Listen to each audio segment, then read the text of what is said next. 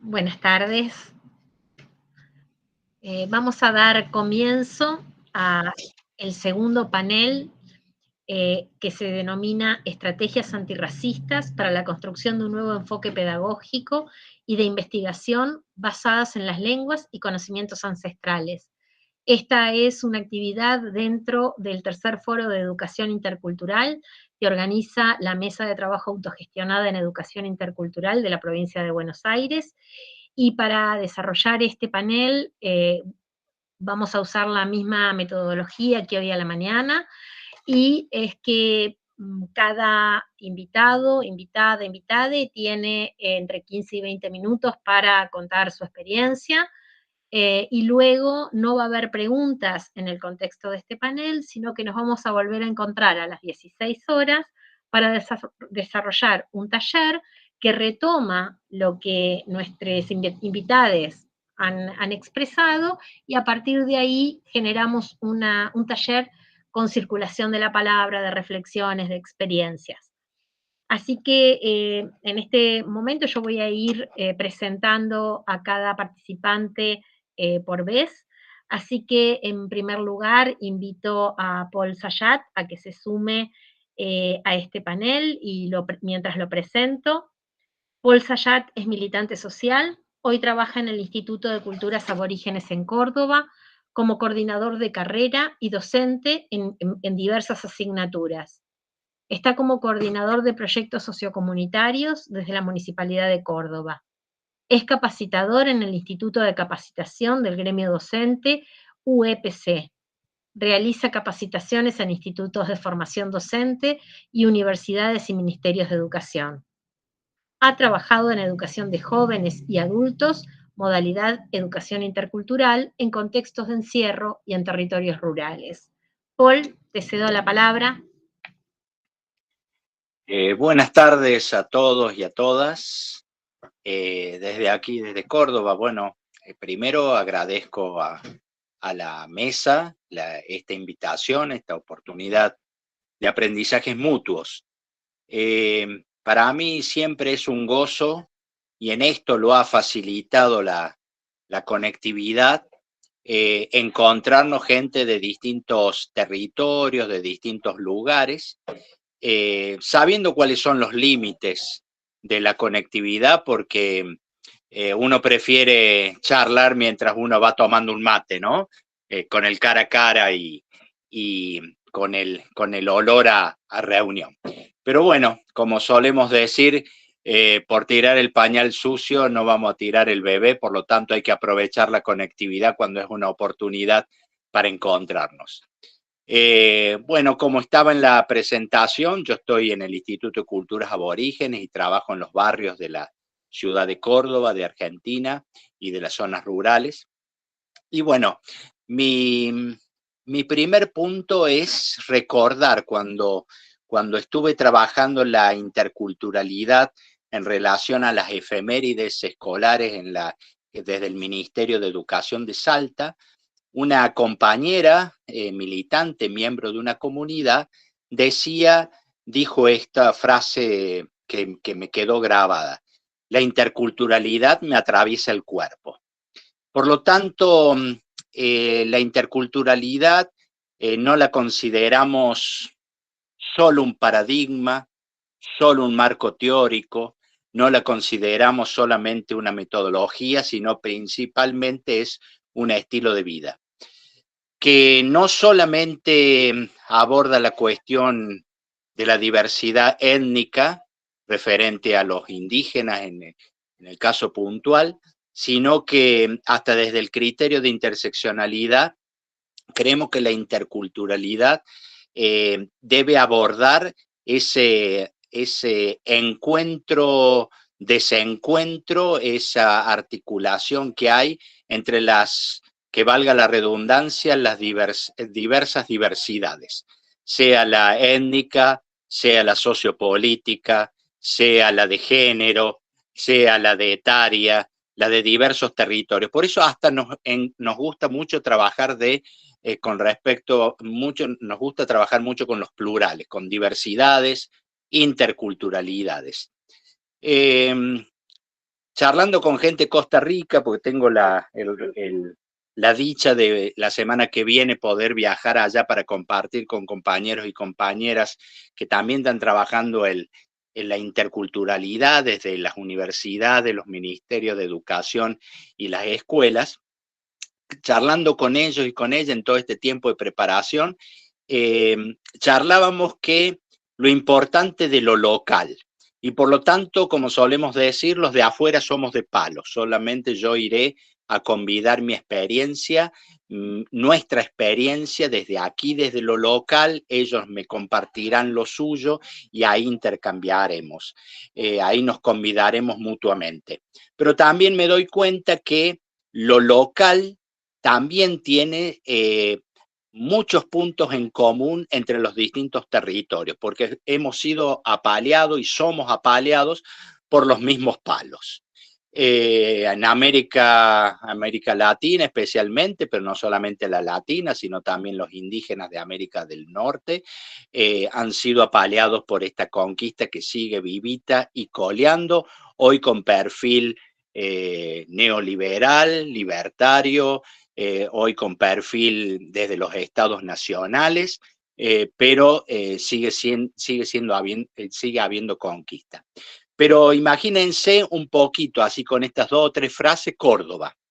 Córdoba que se llama, está apodada como la ciudad de las campanas por la cantidad de congregaciones religiosas, y la Córdoba como la docta por la presencia de la universidad, que si bien uno es defensor de la educación pública y de la universidad pública, también hay que darnos cuenta que también de la universidad como la iglesia fueron los bastiones desde donde se uniformizó y donde se mataron lenguas, se mataron espiritualidades, y no hablo en pasado solamente, sino en el presente.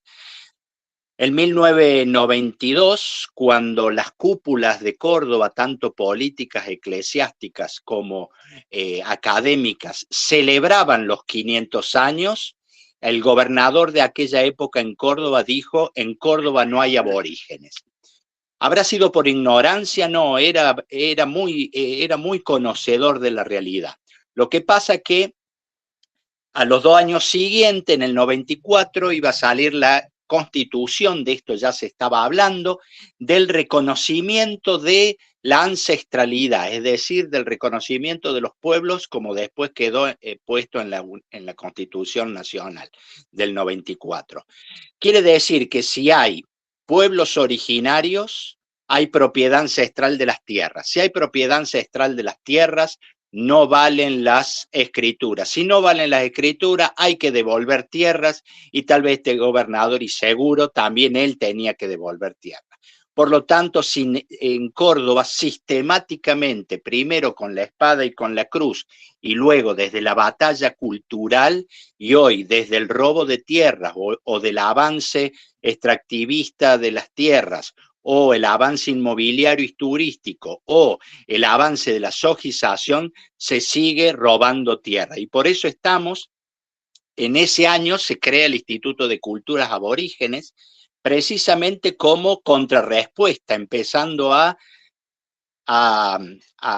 conmemorar el 11 de octubre el contrafestejo. Mientras algunos festejaban el 12 de octubre, nosotros empezamos a trabajar desde el 11 de octubre el contrafestejo. Y desde ahí se empezaron a hacer las diversas celebraciones originarias, el arete guazú, el Inti Raymi, la Pachamama, distintas en la Semana de Culturas Aborígenes, la cultura afro. Y hemos ido creciendo de tal forma que el Instituto de Culturas Aborígenes tiene ese nombre ya como marca registrada, por eso no lo queremos cambiar, pero sin duda nuestro lema es por una Córdoba indígena, negra y popular. Y por eso la irrupción de la cultura negra o de la cultura marrón en Córdoba también fue causa para el Instituto de Culturas Aborígenes y para los trabajos en las distintas barriadas, y también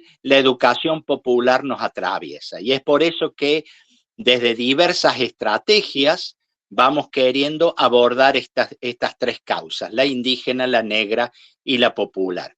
También lo hacemos desde lo académico, tenemos 2 tecnicaturas y 4 profesorados, pero principalmente queremos trabajar en relación con las comunidades. Imagínense que en el 92 estaba una comunidad que se autopercibía y se autocongregaba y había un proceso de comunalización solamente en San Marcos Sierra.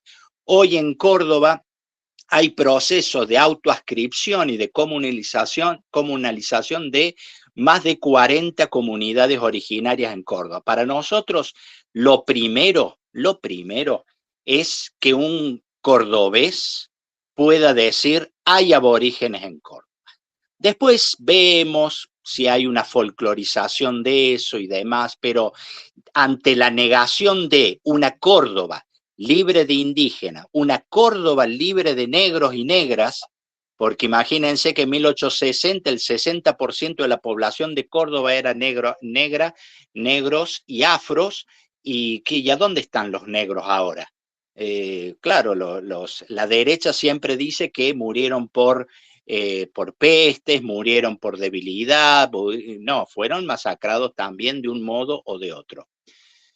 Nosotros cuando pensamos la interculturalidad no la pensamos solamente desde lo indígena, también lo pensamos desde, como les decía, desde lo etario, desde las diversidades de género, desde las diversidades sociopolíticas, distinguiendo muy bien lo que es la igualdad, que a veces en honor a la igualdad se ha estropeado la riqueza de la diversidad, y muchas veces por defender, entre comillas, la diversidad, se ha disgregado y produciendo realmente guetos, que cada uno viva como quiere, pero vos allá y yo acá. La interculturalidad desea un diálogo, un intercambio. Y es por eso cuando uno ve en las escuelas, bienvenido sea, cuando celebran una Pachamama en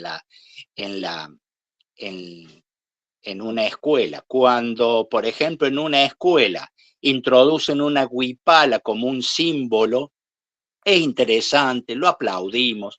Cuando viene algún miembro de la comunidad, que puede ser aymara parlante o quechua parlante, o guaraní parlante, bienvenido sea. Pero nosotros nos gusta hablar de que la interculturalidad hay que llegar hasta donde duele. ¿A dónde duele la interculturalidad? Cuando se comparte el poder. Y es por eso que lindo cuando los padres irrumpen en la escuela, pero no como participantes observadores, sino también decidiendo. Qué interesante es cuando una directora deja de tener, no, sin dejar de tener su rol de gestión, pero comparte también su poder para tomar decisiones colectivas con un docente. Qué interesante es también cuando ese saber académico que los maestros, profesores, la tenemos muy clara, lo que debemos dar, ojalá también se revalorice y se ponga al mismo nivel de importancia los otros saberes. Esos saberes que vienen ancestralmente, esos saberes que se entrecruzan entre las verdulerías y las carnicerías. Y es ahí donde empieza a doler la interculturalidad. Cuando empezamos a romper las jerarquizaciones minusvalorizantes, es decir, esas jerarquías que yo, papá, tengo con mi hija, que el problema es, no es dejar de ser el papá, lo importante es no ser autoritario, ¿no? Cuando solemos decir los papás, yo no quiero ser papá de mi hija, yo quiero ser un amigo. Mi hija me va a decir, qué viejo pavo que sos, ¿no? Porque al final tenés que ser papá, lo que no tenés que ser autoritario. El director no tiene que dejar de ser director. El ministro de Educación no deja de ser jerarquía dentro del sistema. El problema es cuando uno encarna el poder, diría John Holloway, desde el poder sobre el otro, en vez de el poder con el otro. Y es por eso que también nos ponemos a pensar a la hora de la interculturalidad cuáles las identidades que vamos trabajando, cuáles son las identidades que vamos construyendo. Y es por eso que nosotros en Córdoba estamos trabajando y luchando por pensar si lo originario, como les decía, hay más de 40 comunidades que se autoascriben como comechingones, aravirones, camiares, y qué interesante es entonces cuando miramos esa fisonomía de presencia como los originarios de Córdoba. Pero también hay que pensar, especialmente en estas grandes ciudades, los originarios en Córdoba. Quiere decir que son aquellos migrantes que vienen de otras provincias o de otros países a vivir en Córdoba y lamentablemente han tenido que dejar su terruño desde donde se enclava toda su ancestralidad, pero también no solamente dejaron esa tierra, sino que empezaron a arraigarse aquí en Córdoba. Pero por arraigarse en Córdoba no deben, ni está para nada bueno, ni identitariamente, ni políticamente, abandonar su ser originario.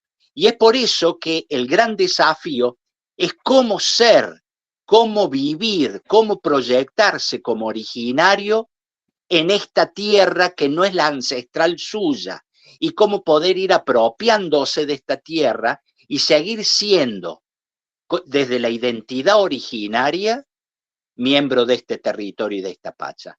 Y al lado de esto, podemos pensar quiénes. Nosotros, ustedes fíjense, hasta voy a usar de la que no estoy muy de acuerdo, la antropología biológica. Si ustedes ven mi rostro, sin duda se demuestra que mis padres son italianos, son árabes, son austríacos, y sin duda son bajados de los barcos mis abuelos, pero yo no. La única vez que estuve en un barco fue cuando hice la marina. El resto, mis pies son de esta tierra. Y por lo tanto yo no permito que me lean desde la bajada de los barcos, y a pesar de que tengo tantos occidentalismos pegados en mi piel, en mis costumbres, en mis miradas, que trato de deconstruir. Pero ¿qué pasa? Yo soy originario de aquí. Muchas veces en los talleres pregunto, ¿de dónde son originarios? ¿De dónde es su ancestralidad? Y en el taller los docentes empiezan a decir italiano, español, árabe, judío, etcétera, etcétera.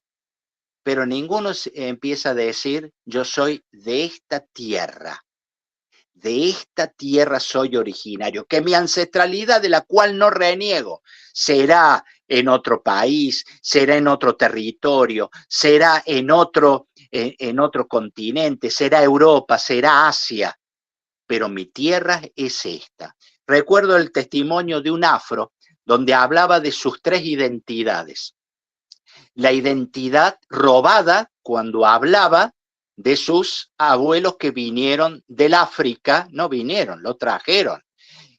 Hablaba de su tierra de nacimiento y su identidad de nacimiento, y hablaba de la tierra nuestra, esta Córdoba que lo recibió a él. Y por lo tanto su identidad es compleja, porque hay por lo mínimo 3 identidades que se entrecruzan, se enriquecen y a su vez se crispan, se golpean y se van limando unas a otras, construyendo un Yubi, que es su nombre, Yubi Batiste, ¿no? Un haitiano, ¿no es cierto?, que abuelos africanos, pero viviendo en Córdoba. Y en estos momentos está estudiando en Canadá, así que está juntando ahora esa identidad anglosajona que seguirá enriqueciendo su identidad. Por eso me parece importante poder trabajar, sí, la interculturalidad desde lo simbólico, pero para no caer en un folclorismo, la interculturalidad tiene que llegar hasta donde duele, que es el ejercicio del poder. Para eso hay que romper las jerarquizaciones minusvalorizantes. Lo segundo es qué construcciones identitarias estamos haciendo. Porque si no tenemos claro de que la identidad es algo complejo y algo que es en constante construcción, vamos a siempre ir adoptando identidades ajenas o encerrándonos como un tupper en nuestro modo de ser y dejando de enriquecernos con los demás. Qué interesante es entonces cuando trabajamos nuestra identidad, no hablamos más en singular, sino que hablamos de identidades. Aquí en Córdoba, sin duda, sigue siendo, sí, la Córdoba del Cordobazo, la Córdoba de la Reforma Universitaria, que fueron gestos revolucionarios. Pero sin duda, mi Córdoba amada, que es la del Fernet con coca y la del mate con peperina, también es una Córdoba muy, muy conservadora, sigue siendo la docta, sigue siendo la de las campanas, pero queremos seguir trabajando para que sea una Córdoba también indígena, también negra y también popular. Muchas gracias. Muchas gracias, Paul, por compartir la experiencia que tienen colectivamente allí en el instituto y en los diversos proyectos educativos. Volveremos luego en el taller a conversar seguramente muchas de las cosas que has compartido. Ahora voy a presentar a Sandra Chagas. Sandra, ¿estás por allí? Perdón, Ale, no sé si no podés prender la cámara, está apagada, por las dudas te aviso. Perdón, gracias.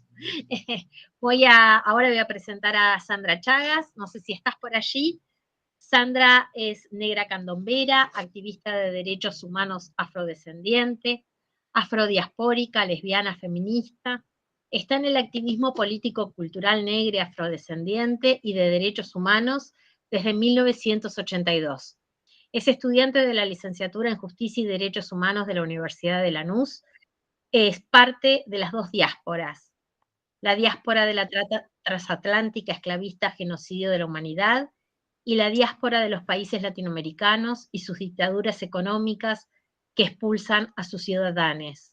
Sus organizaciones de base son el Movimiento Afrocultural y el Grupo Matamba LBTTINB y hoy también Movimiento Antirracista Argentina.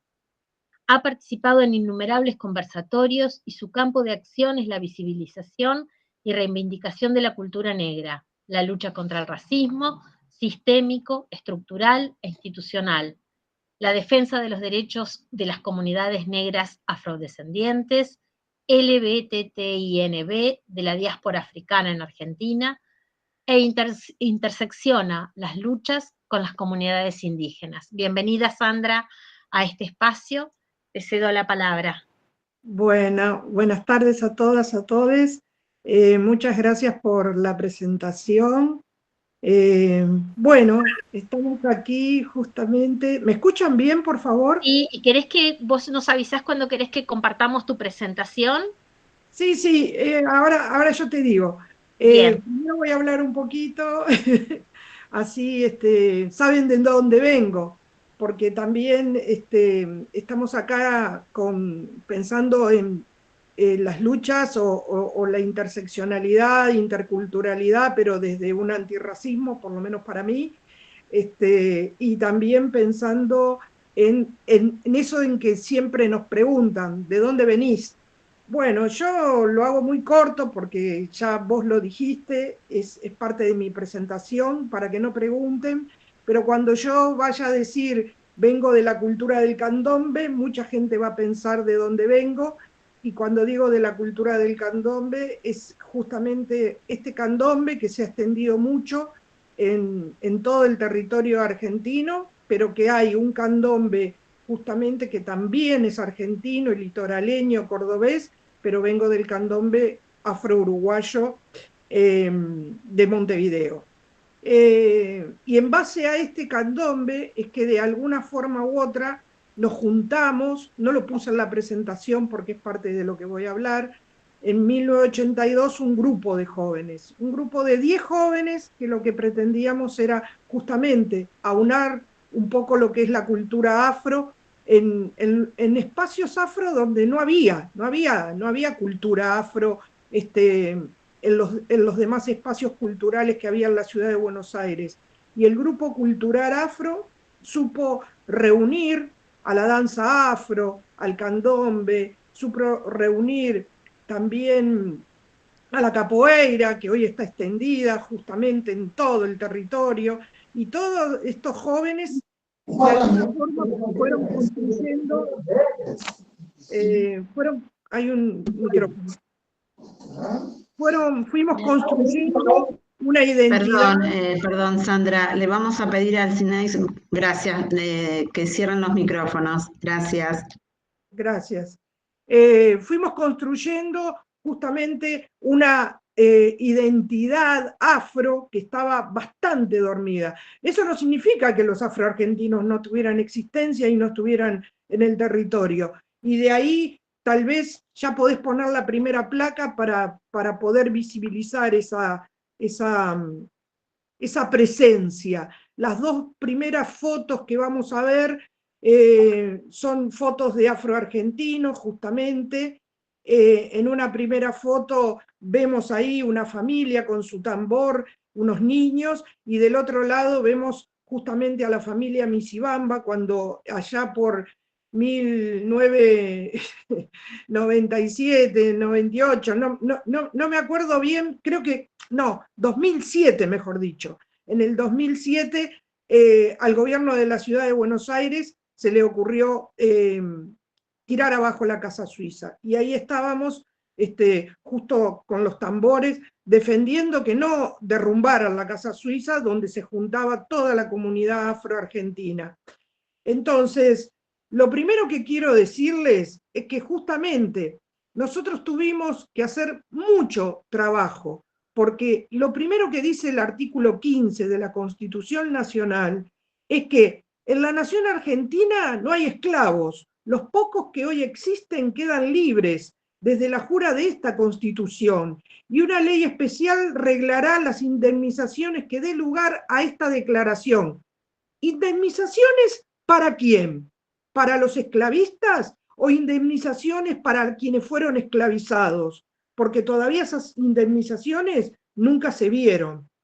Todo contrato de compraventa de personas es un crimen, de que serán responsables los que lo celebrasen, y el escribano o funcionario que lo autorice, y los esclavos que de cualquier modo se introduzcan quedan libres por el solo hecho de pisar el territorio de la República. Ustedes saben que en la ciudad de Buenos Aires, esta Constitución es de 1853, pero en la ciudad de Buenos Aires hubo esclavizados hasta 1867.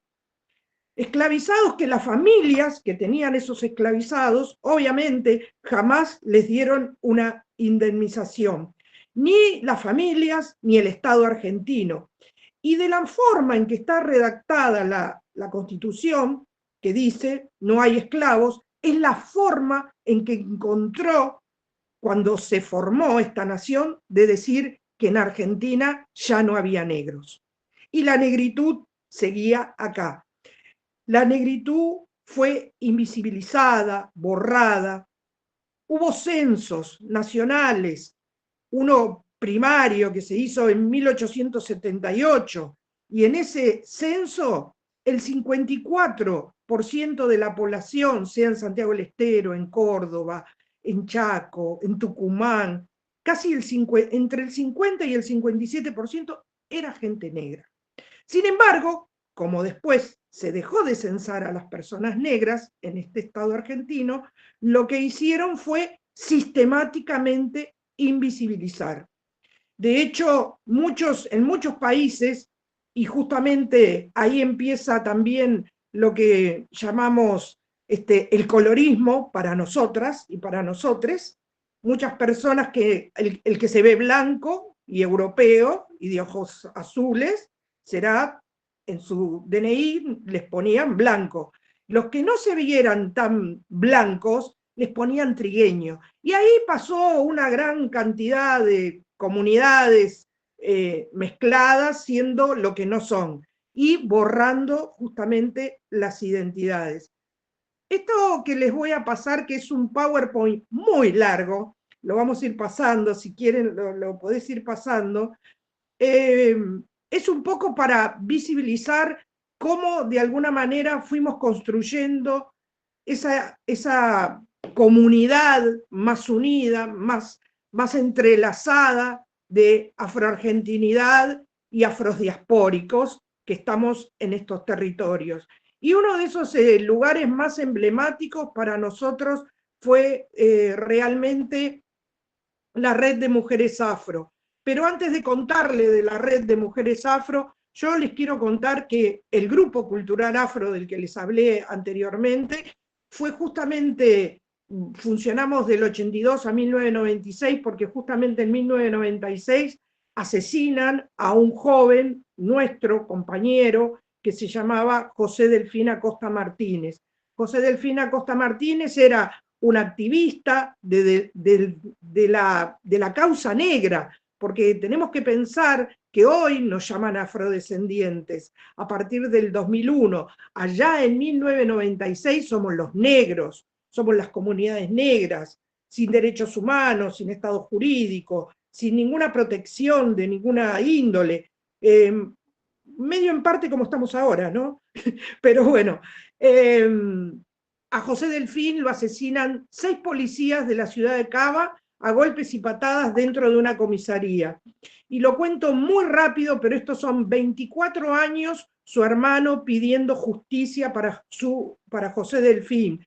Y el 31 de agosto del 2020, en plena pandemia, sale la condena internacional para la Argentina. O sea, Argentina, y ahora estamos en los 29 años, en este pasado abril se cumplieron 29 años del asesinato de José Delfín. Argentina tiene una condena internacional por racismo, y eso es importante que lo sepan todas, todos y todes, porque realmente lo que ha sucedido es que cuando sale la condena de José Delfín, lo que sucede es que también asesinan a George Floyd, justamente un 20 de marzo.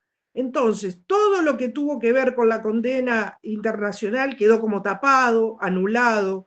Lo que tenemos que mucho entender es que esta condena internacional es la única que existe en toda Latinoamérica y el Caribe, y que sirve justamente para visibilizar y para dar protección a aquellas personas que son asesinadas por su perfilamiento racial.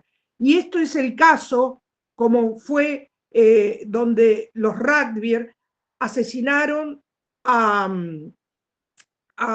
Fernando Lucas González, Fernando Sosa, a muchos, Luciano Arruga, Facundo Astudillo Castro, Ezequiel de Monti. Para todos esos casos donde la policía utiliza los perfilamientos raciales, es que el caso de José Delfín sirve para que puedan apoyarse en esa condena internacional, porque la policía nos asesina por perfilamiento racial, pero no solamente a nosotras las comunidades negras. Justamente lo que queremos y pretendemos visibilizar, y en esto ahí la veo a Mirta y podrá dar fe de esto, es que hace por lo menos, no sé, unos 15 años o 10 años que las comunidades indígenas pueden visibilizar y entender cómo funciona el racismo,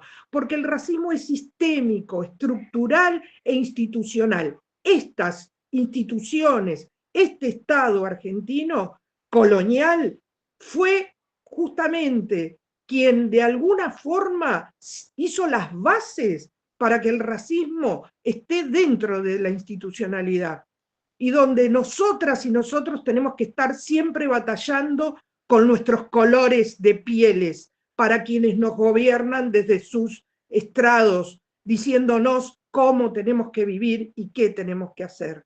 Cuando nos hablan de espiritualidad, nosotros tenemos nuestras culturas, nosotros tenemos nuestras formas de ver y manifestar la cultura. A veces me preguntan, ¿por qué en Candombe salen tan tarde? ¿Por qué salen a las 6 de la tarde? ¿Por qué terminan a las 9 de la noche? ¿Por qué? Porque el candombe se hizo extramuros, fuera de lo que es la ciudad, fuera de lo que fue la ciudad de Montevideo, y porque el candombe y las personas que construyeron esa espiritualidad que para nosotros es el candombe, tenían que trabajar de sol a sol, y su único momento de esparcimiento era en la bajada del sol. Entonces esto es algo que les quiero compartir para que lo sepan mayormente. Pero bueno, continúo con el relato para no centrarme tanto en lo que es el racismo, pero quiero que entiendan que justamente uno de los puntos de inflexión para nosotros fue el asesinato de nuestro compañero, que nos hizo realmente, bueno, como ocurre muchas veces, tener que reacomodarnos. Y ahí nos reacomodamos allá por el 2001 como movimiento afrocultural, y desde ahí ocupamos un espacio en esa época tan nefasta que fue el 2001, casi tan nefasto como lo que estamos viviendo ahora políticamente, ¿no? Y de territorialización. De ahí que nosotros le iniciamos un juicio al gobierno de la ciudad de Buenos Aires por racismo institucional, y en especial al Ministerio de Cultura de la ciudad de Buenos Aires.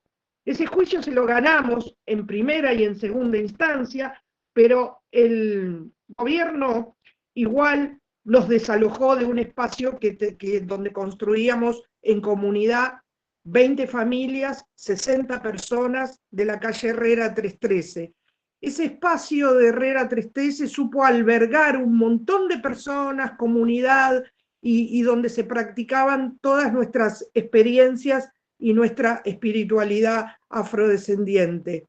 De ese espacio nos desalojan, y lamentablemente lo único que pudimos rescatar fue la cultura. Y así nos trasladan a Defensa 535, donde pudimos, ustedes ven ahí todos esos carteles que están ahí, y desde el 2010 conmemorando el Día de la Mujer Afro. Y digo desde el 2010 porque fue cuando conocimos que existía una red de mujeres afro. Pero la red de mujeres afro existe desde 1992. O sea, imagínense qué difícil que es conseguir la información, qué difícil es por lo menos visibilizarnos, conocernos, reconocernos y ser parte de una comunidad que está extendida en todo el territorio, pero que todavía nos cuesta entender de qué se trata la interseccionalidad, porque yo voy a hablar desde la afrodescendencia, pero no puedo negar que lo afro y lo indígena tiene su interseccionalidad. Compañeras afro y compañeras indígenas venimos caminando en conjunto, mirando cómo podemos seguir luchando contra este colonialismo eclesiástico, evangélico, que también nos quieren imponer. ¿Podés pasar la placa?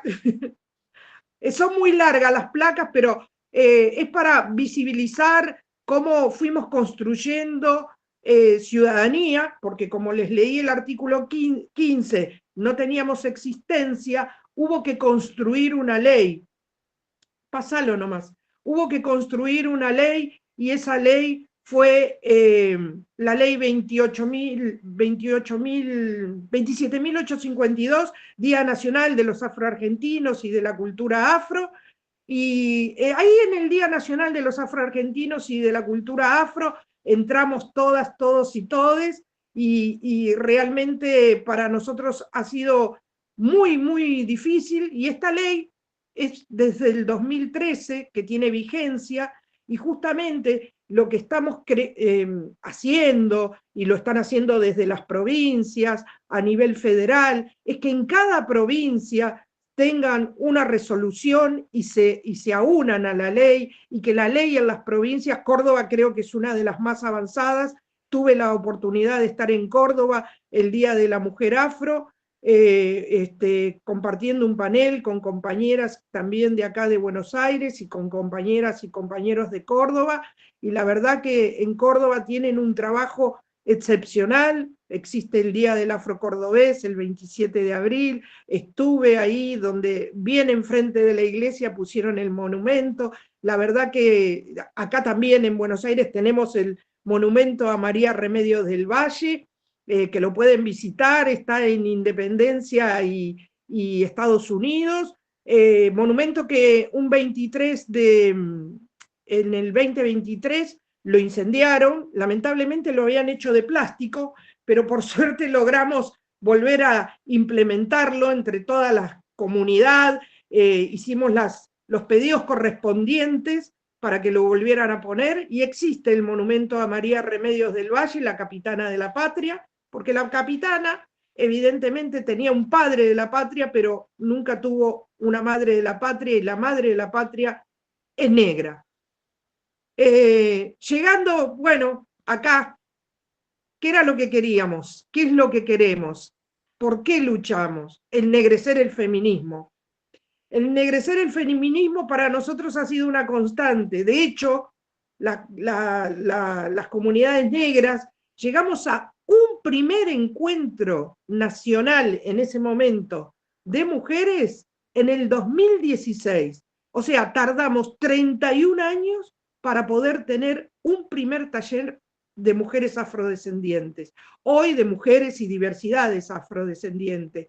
Hoy encuentro plurinacional, donde mujeres, lesbianas, trans, travesti, todo esto que estoy hablando tan rápidamente es un trabajo que venimos haciendo de hormiguitas en hormiguitas y haciéndolo en unidad, porque construimos negras, indígenas, racializadas y disidencias, y ahí con la palabra disidencia tuvimos problemas.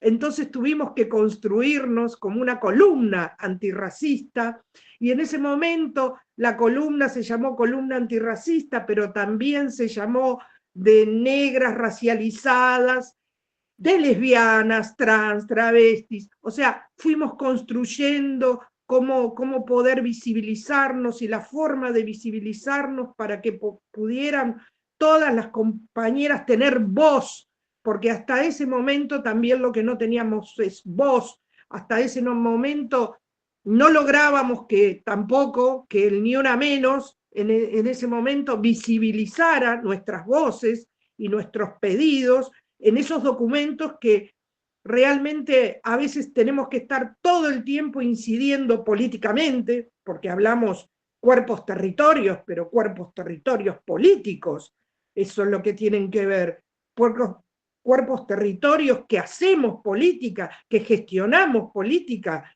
no una política de tipo partidaria, sino una política identitaria, una política anticolonial, anticapitalista, antiextractivista, antinegacionista de lo que está sucediendo en el mundo, porque hablamos de Palestina, hablamos de Haití, hablamos de África, hablamos de la colonización que existe a nivel mundial, pero no hablamos de lo que pasa en Buelmapu, no hablamos de lo que pasa en Tucumán, no estamos hablando de lo que pasa en Formosa a veces. Miramos mucho para el afuera, pero nos olvidamos de mirar el adentro y lo que está sucediendo con las comunidades, lo que está sucediendo con la negritud en los diferentes territorios. Nosotros tenemos una compañera en Santiago del Estero que hace 19 años que está esperando que le arreglen los caminos para poder tener una escuelita. Le hicieron la escuelita, no arreglan los caminos, y los profesores no van porque no tienen cómo llegar a la escuelita, ni los alumnos ni los profesores. Entonces, ellos viven y subsisten como nuestros ancestros en un eterno quilombo, en una comunidad quilombola, en una comunidad ancestral, donde todas y todos se ayudan mutuamente, porque no hay respuesta desde el Estado. Y ahí, en esas no respuestas, lo que seguimos es construyendo. Y cuando digo construyendo, justamente acá me pone Mirta, la primera Asamblea Nacional de Mujeres Lesbianas, Bisexuales, Trans, Intersex, nacional, pero una asamblea antirracista también, de las mujeres afro y afroindígenas, y ahí estamos, logramos llegar a un espacio totalmente impensado para nosotras, como fue en el momento que el movimiento de mujeres indígenas por el buen vivir llegó con su petitorio allá en el 2015 al Congreso de la Nación, lugares en donde a nosotras históricamente no tenemos ni presencia, ni tenemos voz ni voto, porque con un solo diputado que haya indígena no es suficiente.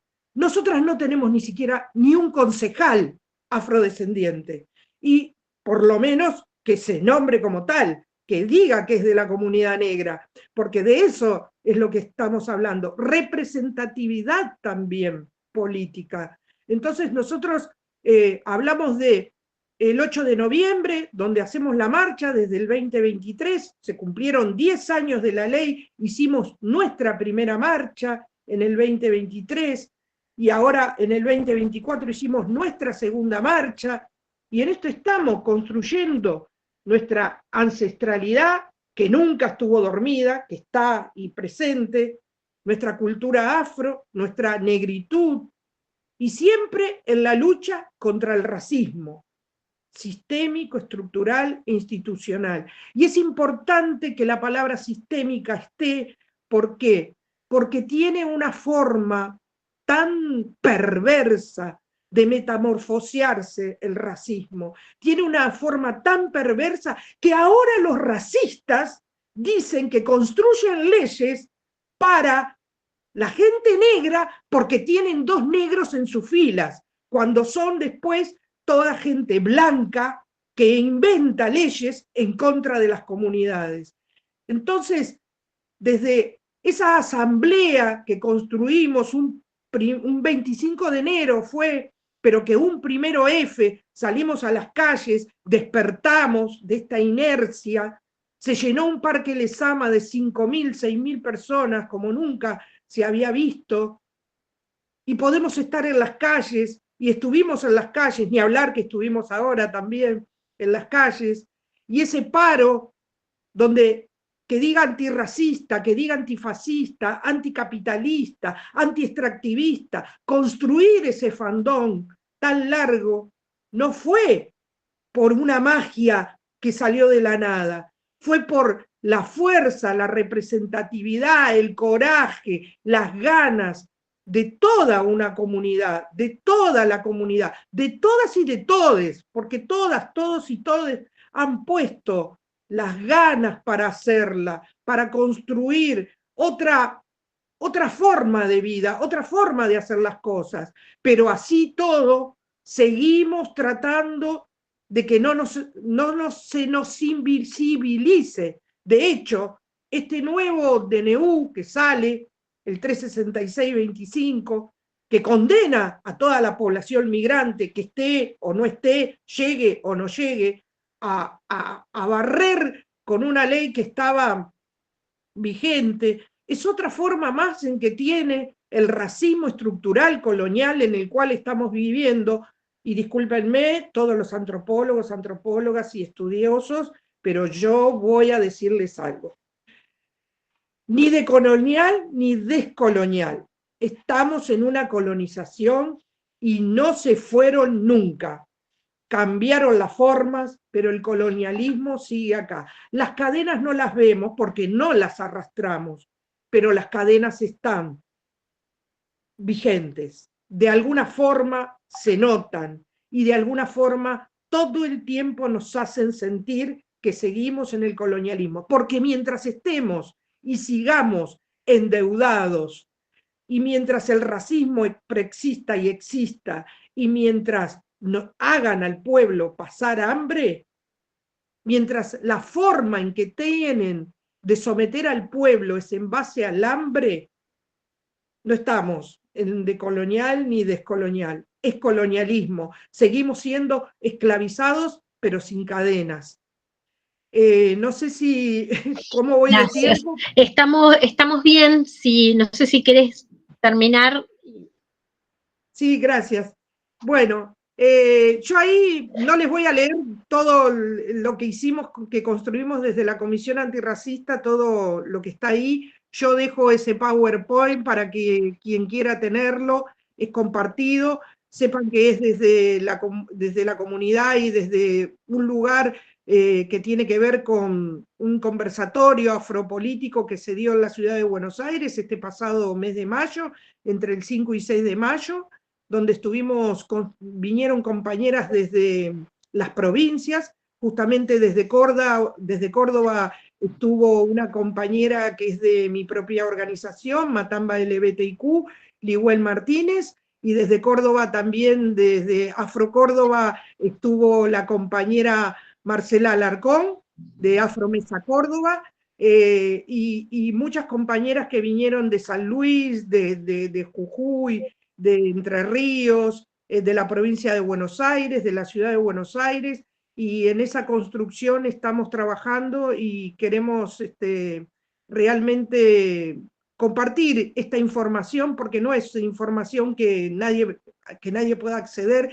sino que más bien es información que queremos que sepan, que la construcción de un movimiento antirracista está en vigencia, y una construcción de un movimiento antirracista no significa solamente de la negritud. Una construcción de un movimiento antirracista significa para todas, todos y todes, porque el racismo no nos abandona nunca. Gracias, Sandra. Muchas gracias por compartir la trayectoria de lucha, de activismo, de militancia, colectivo, horizontal, y que nos brinda muchas herramientas también para pensar en las acciones futuras. Así que gracias, muchísimas gracias. De acá, desde la virtualidad, te mando un abrazo grande, querida hermana. Sí. Ahí estuvimos, ahora, Mirta, haciendo. Gracias. Sí, la verdad que honrada de poder compartir el espacio que tan generosamente la hermana junto a otros me han invitado, así que honrada. Gracias. Gracias. Muchas gracias a ustedes por pensar en mí. Eso es, marca siempre un antes y un después en nosotras, en nosotres, unidas en esta lucha. Así es. Y para terminar este panel, voy a presentar a Maribel Mora Curriao. Maribel, ¿estás por allí? ¿Tenés audio? Mientras la voy presentando. Maribel nació en un pueblo mapuche de Chile, donde se crió con sus abuelos en el contexto de la cultura mapuche y hablando mapudungún. Se formó como profesora de castellano, realizó estudios de magíster en literatura en la Universidad de Chile y después inició su doctorado en estudios latinoamericanos de la Universidad de Santiago de Chile. Trabajó como profesora de enseñanza secundaria, de educación de adultos y de educación superior. Además, se ha desempeñado como coordinadora en redes profesionales, en cargos de responsabilidad institucional, en la implementación de programas y en la realización de eventos nacionales e internacionales sobre pueblos indígenas de Latinoamérica. También forma parte del Consejo Asesor de la Cátedra UNESCO de Educación Superior y Pueblos Indígenas y Afrodescendientes en América Latina y el Caribe. Es poeta y como tal publicó numerosos libros y artículos, destacando la importancia de la poesía mapuche e indígena. Bienvenida, Maribel, y muchas gracias por compartir este espacio con nosotras. ¿Me escuchan? Perfecto, Maribel, te escuchamos. Sí, qué bueno. No sé si se ve en la ventana, no, parece que tenía que poner no, sí, tenés cerrada la cámara, vemos ahí tu foto. No, mi cámara no está funcionando, pido disculpas por eso, si la abro tampoco me veo porque se echó a perder, pero quiero compartir pantalla, déjame presentar, lo voy a hacer de nuevo, porque tengo algunas cosas que me interesa presentar con imagen para que no sea tan aburrido. No Buenísimo. sé si se ve. Compartir pantalla completa ya. A ver. ¿Se ve ahí? Sí. ¿Se ve el PPT? Ahí está, perfecto. Ya. Entonces, yo específicamente voy a hablar de los pueblos indígenas en Chile, en este contexto de educación superior, sobre todo pensándolo desde el ámbito de cómo se tensiona con la investigación, y quiero precisamente dejar en claro que el racismo en nuestro país es tan grande, el racismo estructural, que no pensamos en los pueblos afrodescendientes, que ha sido un tema muy complejo de instalar, a pesar de que el año 2018 lograron las agrupaciones afrodescendientes que se creara una ley específica que reconoce al pueblo afrodescendiente chileno. Pero se sigue actuando como si esto no existiera, y en general lo que han tenido que hacer es utilizar la misma ley que existe para pueblos indígenas y desde ahí reclamar otros derechos, porque la ley que se creó solo dice que se reconoce la existencia de los afrodescendientes chilenos. Bueno, centrándome entonces en los pueblos indígenas, se supone que vamos a tener pronto datos de la gente del censo para saber cuántas personas se reconocen como afrodescendientes en el país, pero eso todavía no está, no lo han presentado públicamente.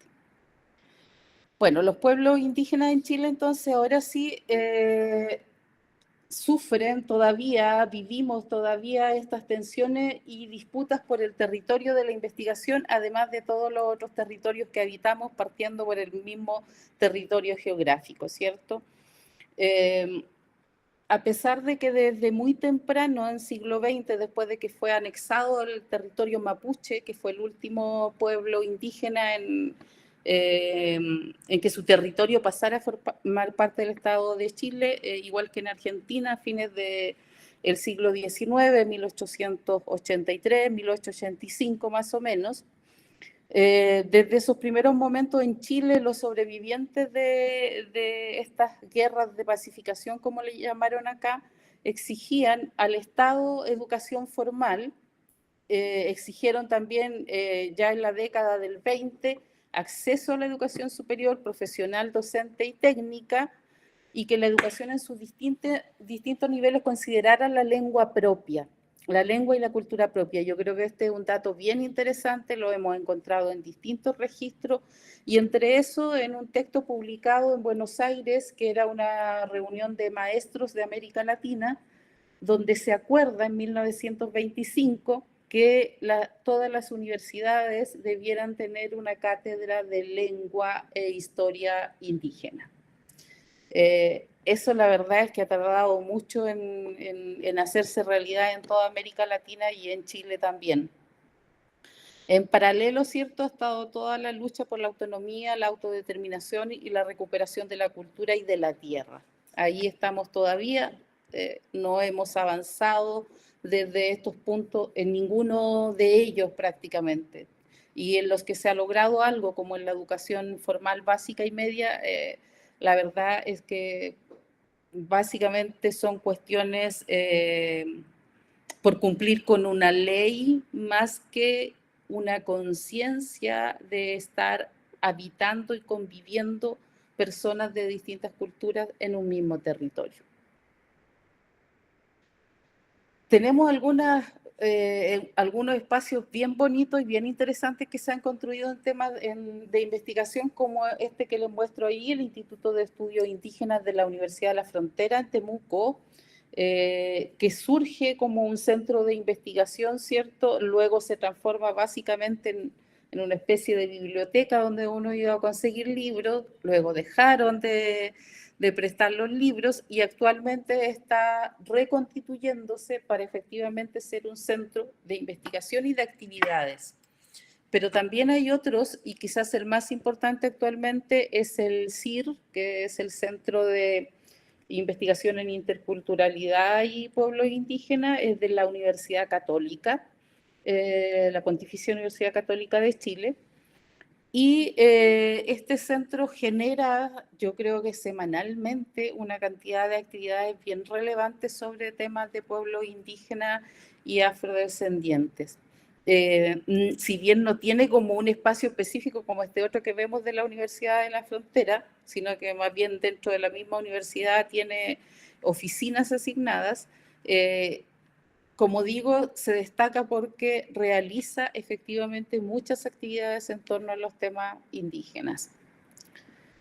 Han habido institutos de investigación y centros de documentación, yo creo que permanentemente desde la década del 80, que surgen un poco al alero de organizaciones internacionales que apoyan a las ONGs que habían en Chile en ese momento. Y ahí se menciona, por ejemplo, entre las organizaciones político-culturales, la Oficina Promotora del Desarrollo Chilote, que se llamaba OPDECH, la Casa de la Mujer Mapuche, estos son algunos. Habían muchas organizaciones no gubernamentales en esa época.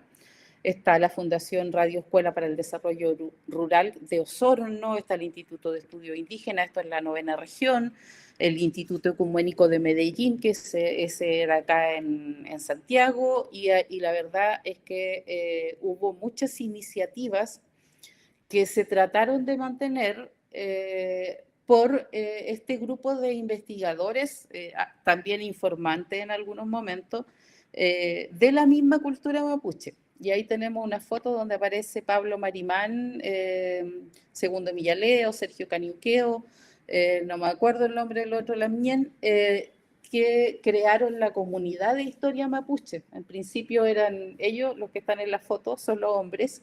Luego esta comunidad se amplió en el 2006 y crecimos a un número de 14. Yo participé igual durante bastante tiempo ahí. Luego no me dio el tiempo de la vida, digamos, pero de lo que se trataba era de desenterrar la historia mapuche no contada.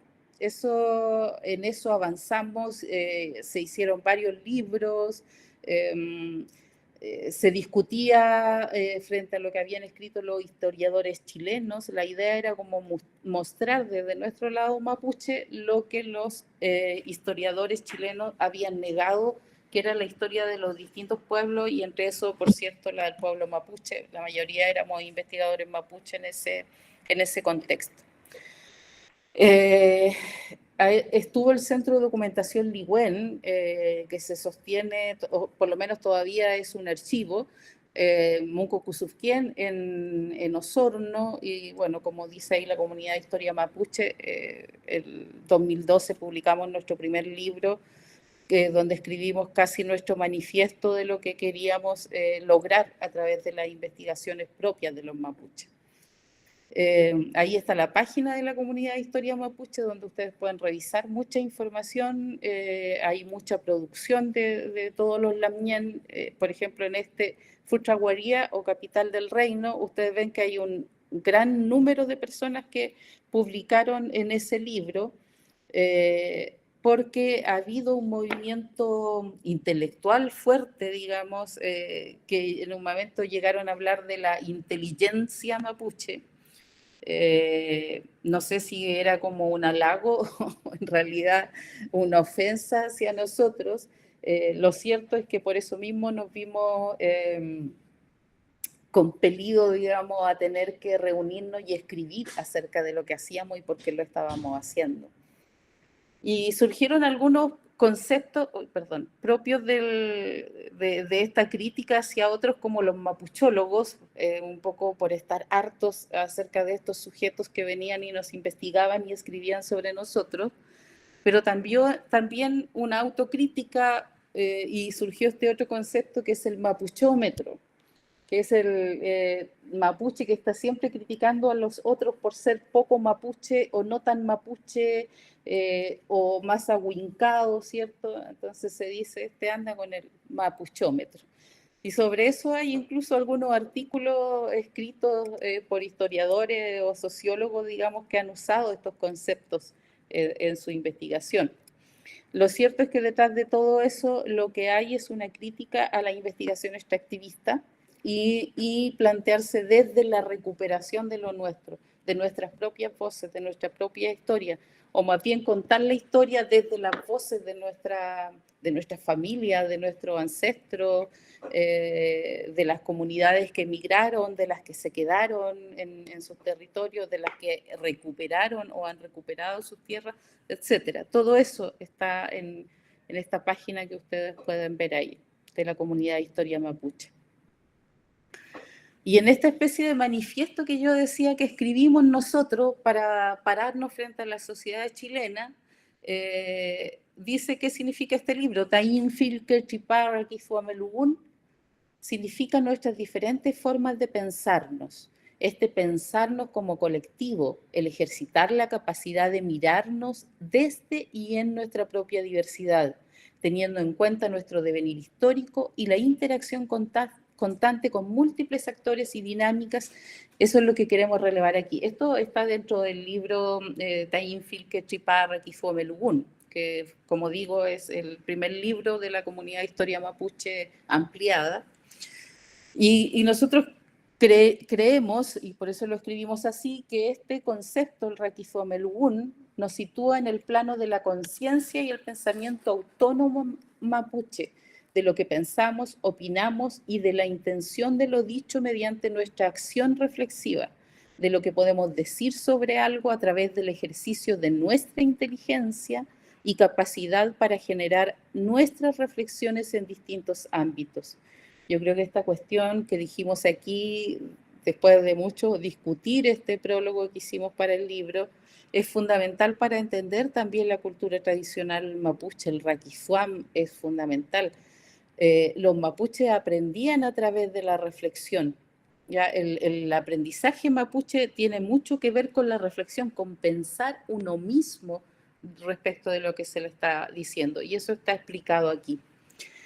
También dice, desde nuestra posición política compartimos la voluntad de contribuir en la reconstrucción de las historias y las memorias mapuche, asumiendo el potencial que éstas albergan en la interrogación crítica y el desmantelamiento del colonialismo. Ambiciosa nuestra postura, lo reconozco, pero me alegra que lo hayamos pensado desde ese lugar y la mayoría de todos los que estábamos ahí seguimos trabajando por esto. La actividad intelectual mapuche busca expresar el buen conocimiento, kunmekimun, de nuestro pueblo, un buen conocimiento que se nutre tanto de las vivencias y pensamientos que cultivan Puquinche, Huentucapuquinche, Somo, hombres y mujeres reconocidos por su sabiduría, como también de las producciones de quienes reflexionamos sobre nuestras experiencias y modos de sentir, vivir nuestro mapucheñén o ser mapuche, a pesar de lo complejo o problemático que se torne ante el racismo y el colonialismo. Me interesó poner esta cita sobre todo porque aquí hay una claridad enorme cuando estábamos escribiendo respecto de que estamos en un contexto de colonialismo, como decía la Lamien que habló antes que mí. Esto no es ni postcolonialismo, ni decolonialismo, ni nada de lo demás que se habla, porque vivimos en un contexto de pueblos colonizados, donde somos, por lo tanto, subalternizados, oprimidos, ¿cierto?, excluidos, y todas esas palabras que podemos decir para señalar que no somos nosotros los que estamos en el poder, no somos nosotros los que tomamos decisiones, que estamos sometidos a un Estado que se nos impuso en un momento de la historia. Un Estado, una cultura y una lengua.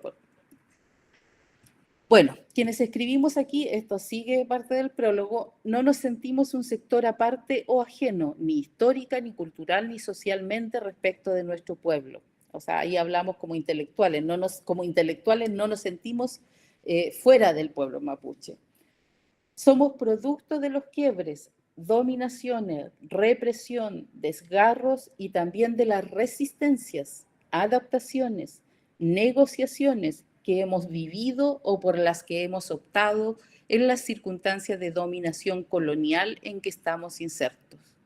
Reconocemos, por cierto, las obvias influencias del conocimiento winca y las contradicciones que esto genera y nos genera al explicar los lugares desde los que nos posicionamos en la historia reciente. No obstante, reafirmamos nuestro rol social, histórico y cultural relacionado intrínsecamente con esas luchas por permanecer, por seguir siendo mapuche.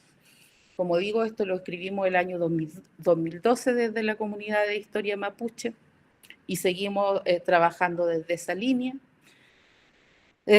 Tuvimos un momento de esperanza en nuestro proceso en Chile. Teníamos una ley, por ejemplo, de educación superior que reconoce que hay que trabajar por los pueblos indígenas, una ley de universidades del Estado muy específica que también nos apoyaba, y en ese momento, en un momento atrás, tuvimos una convención constitucional que nos prometía la plurinacionalidad.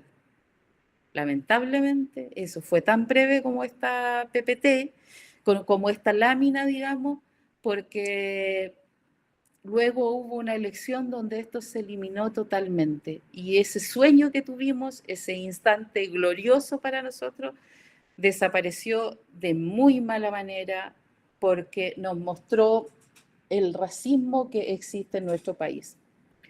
Sin embargo, en nuestra universidad, a pesar de eso, nosotros creamos una política de pueblos indígenas, la primera política que hay en el país. Ahí estamos las mujeres mapuche que habíamos en ese momento. Nos acompaña Claudio Millacura, que es el coordinador académico de la Cátedra Indígena de la universidad. Está Doris Sáez Huaychapán, que está a cargo del programa de pueblos indígenas en Bochef. Ahí estoy yo, más joven que ahora. Después está Verónica Figueroa Huencho, que es académica de la Facultad de Gobierno de nuestra universidad, y al lado está Millaray, hoy se me olvidó el apellido de Millaray. Ella en ese momento era todavía alumna de la Facultad de Derecho de nuestra universidad. Esa foto la tomaron el día que se aprobó la política, así que por eso estamos todos felices en esa foto. Era una foto de 2019. Todo esto ocurrió antes del estallido social, además.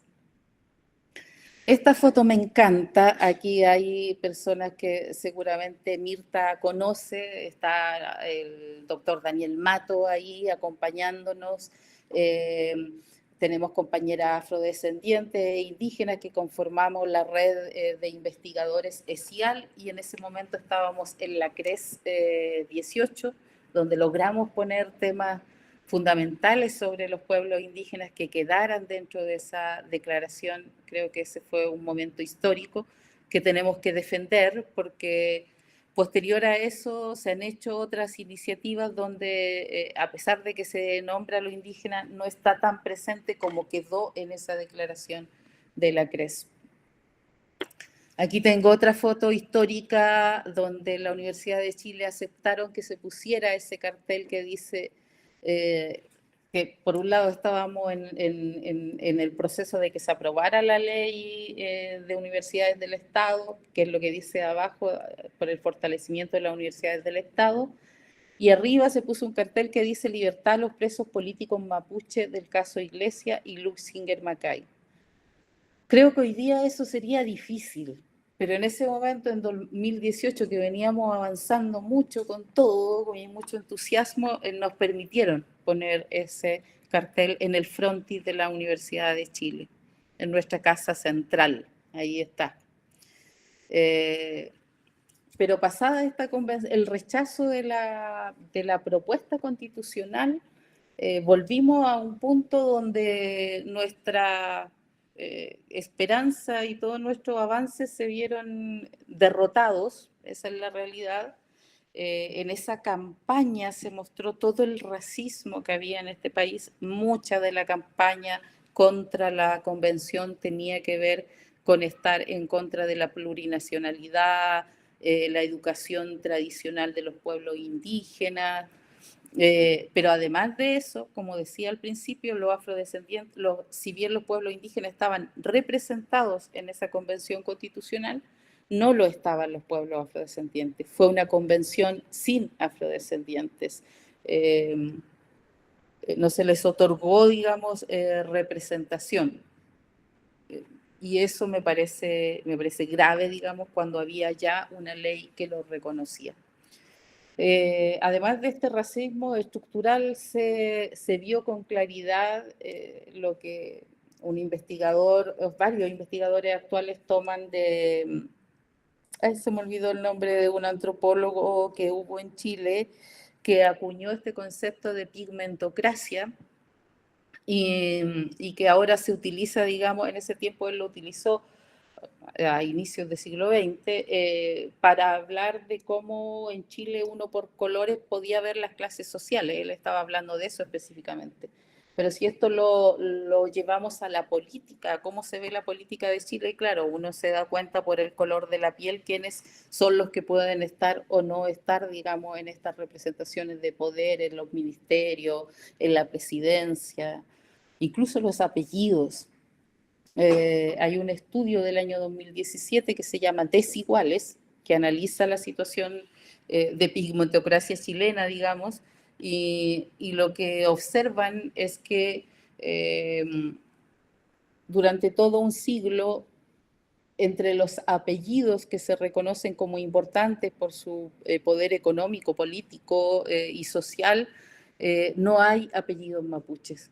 Y los que se reconocen como importantes, digamos, en general son europeos y sobre todo de origen vasco, español y catalán. Eso es como lo que forma, digamos, esta pigmentocracia chilena. Se reveló también en ese proceso de la convención el clasismo, el rotear, como decimos aquí, a los demás fue constante. Todos los que no estaban de acuerdo con la derecha eran rotos. Eso es algo que en Chile está muy instalado, hablar de los rotos, que la gente pobre, digamos, pobre y que se alza además. El roto no es cualquier pobre, es ese pobre como de última especie, pero que además es rebelde. Entonces, cualquiera que se atrevía a alegar y venía de clase baja empezó a ser nuevamente el roto en este país. Se expresó con mucha fuerza esta idea de que somos un país homogéneo, donde lo indígena no tendría por qué visibilizarse. Hablamos también de lo que decía recién la compañera, la invisibilización de lo que somos, de quienes somos y conformamos este pueblo, y el unitarismo. O sea, lo plurinacional se oponía al unitarismo, obviamente. Para muchos era creer que este país se iba a dividir en muchos pequeños pueblos y eso no lo podían concebir. O sea, eso les da casi que los infarta, digamos, por imaginar un país dividido. Como digo, todo esto se expresó a través de la prensa, a través de los medios de comunicación, a través de las redes sociales. Fue una invasión a través de los afiches que se pegaban en las calles. Fue una invasión racista de imágenes, de expresiones que contradecían todo lo que había sido el estallido social. En el estallido social en Chile, lo que más se vio fueron banderas mapuches. Y luego, cuando se tenía que votar esta convención, lo que más vimos fueron afiches racistas en contra de la plurinacionalidad, en contra de los pueblos indígenas, afiches que decían claramente los indígenas y los migrantes te van a quitar tus derechos, dirigiéndose, digamos, a la población chilena común. Ha sido difícil, ha sido complejo, como digo, pasamos de un momento de esperanza, de mucha euforia, veníamos avanzando rápido en muchas cosas y tuvimos que detenernos en seco y volver a pensar y volver a mirarnos, y estamos todavía en un proceso como pueblos indígenas de repensar cómo volvemos a ganar los espacios que perdimos claramente en las universidades, en la sociedad misma, en los poderes del Estado, y quizás este acuerdo que se hizo recientemente por la paz en la Araucanía pueda servirnos para retomar esta senda, digamos, de conversar los pueblos indígenas con el Estado de Chile. Eso sería, creo que fue todo muy rápido, muy lepe tañín cusau, que sigamos trabajando juntos, digamos, porque esto es muy necesario para poder avanzar en nuestros temas y seguir peleando contra el racismo, contra el clasismo, contra el colonialismo en que vivimos. Muchas gracias, Chaltumay Mañum. Muchas gracias, Maribel, por compartir la experiencia que han atravesado en Chile respecto especialmente a la Ley de Educación Superior. Eso ha salido hoy en el taller de la mañana, porque aquí en Argentina también tenemos mucho retraso en la incorporación de la interculturalidad y de debates en torno a la participación de comunidades indígenas y afrodescendientes en la organización, la toma de decisiones y la participación en las universidades. Es muy, muy incipiente y muy escasa incluso la conversación respecto a esto. Así que muchas gracias y cierro tomando algo que has dicho vos, Maribel, y también Sandra, y es que es hablar en tiempos presentes sobre la colonialidad, más allá de que en muchos espacios académicos, especialmente europeos, se esté planteando la decolonialidad como un escenario posible en el mundo contemporáneo.